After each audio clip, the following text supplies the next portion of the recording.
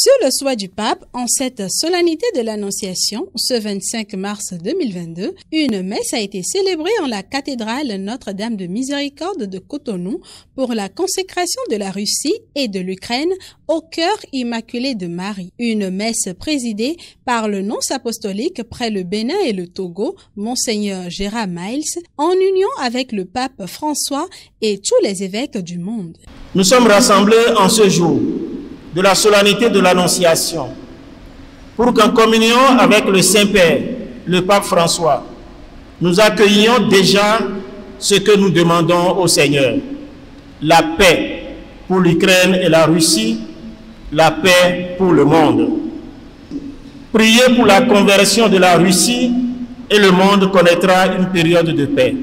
Prêtres, religieux et religieuses, ambassadeurs, autorités politico-administratives, laïcs, tous ensemble, ils ont uni leur voix à celle de l'Église universelle pour solliciter la médiation maternelle de la Vierge Marie pour la paix dans le monde et spécialement pour que les différends entre la Russie et l'Ukraine cèdent la place à la paix et à l'entente.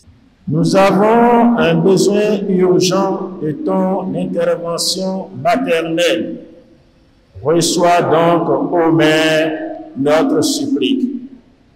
Toi, étoile de la mer, ne nous laisse pas sombrer dans la tempête de la guerre.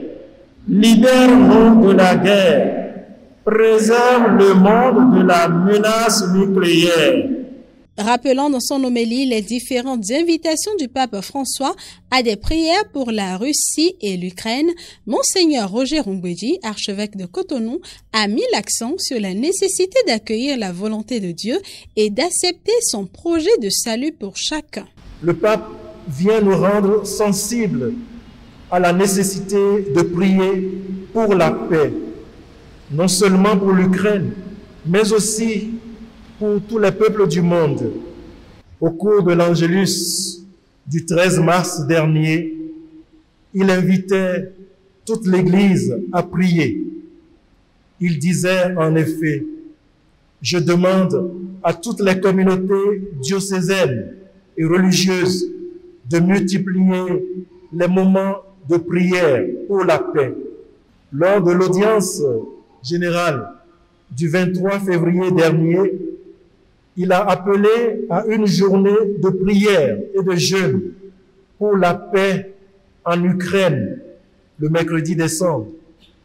Aujourd'hui, il nous demande de consacrer la Russie et l'Ukraine au cœur immaculé de Marie.